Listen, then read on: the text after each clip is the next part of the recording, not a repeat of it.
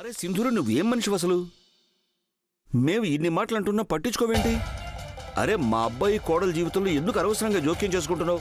నేనెవరి జీవితంలో జోక్యం చేసుకోవడం లేదు. నిజానికి జోక్యం చేసుకుంది తనే. ధైర్యం ఏ అమ్మాయినైతే ప్రేమించాడో ఆ అమ్మాయిని నేను.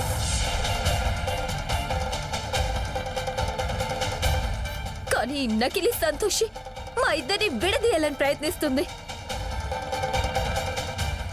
తను నన్ను మోసం చేసి నా ప్రేమని తన సొంతం చేసుకుంది. నా మీద ఇలాంటి నిందలు వేయడానికి నువ్వెవరు అసలు?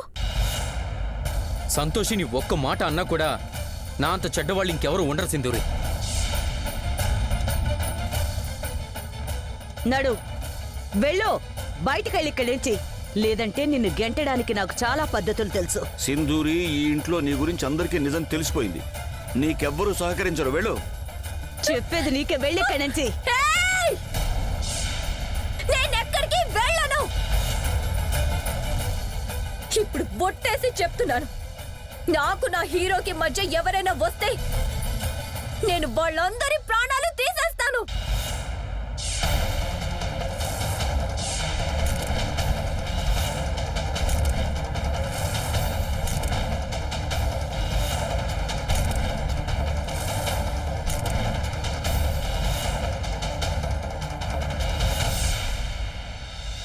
Hey, how dare you! నువ్వు నా కళ్ళ ముందే నా కుటుంబాన్ని బెదిరిస్తావా? ఎందుకంటే వీళ్ళంతా కూడా అబద్ధం చెప్తున్నారు. ప్రతి ఒక్కరూ అబద్ధం చెప్తున్నారు. అయినా నువ్వు ఒక్కసారి ఆలోచించు. ఒకవేళ నేను చెప్పేది నిజం కాకపోయి ఉంటే నేను ఇంటికి ఎందుకు వస్తాను? ఇక్కడ ప్రతి ఒక్కరూ నన్ను ఎంత అవమానిస్తున్నారు. నన్ను మోసగత్త అంటున్నారు. ప్రతి ఒక్కరూ నన్ను శత్రువుగానే చూస్తున్నారు. అలాంటి ఇంటికి నేను పదే పదే ఎందుకు వస్తాను?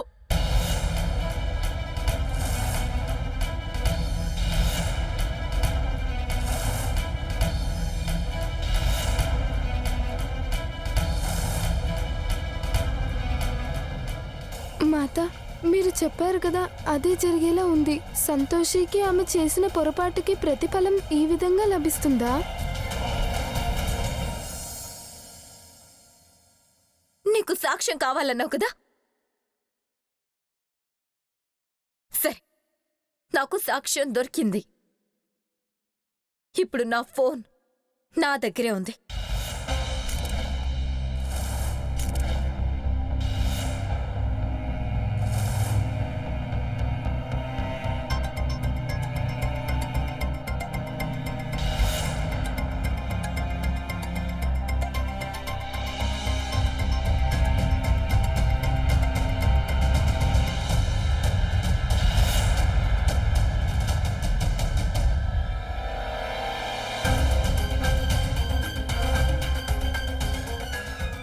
ఈ సింధూరి ఇంత నమ్మకంగా ఎలా చెప్తోంది?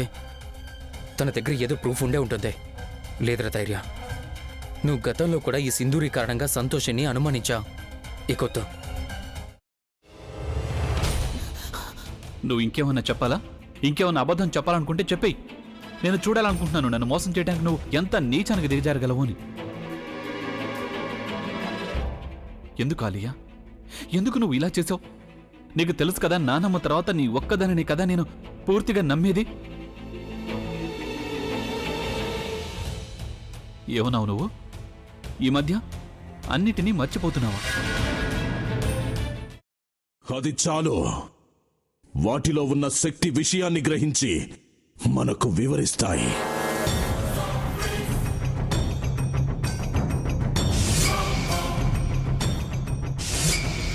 ఎవరు ఆ దండ విప్పొద్దు, గది తలుపులు తెరవద్దు.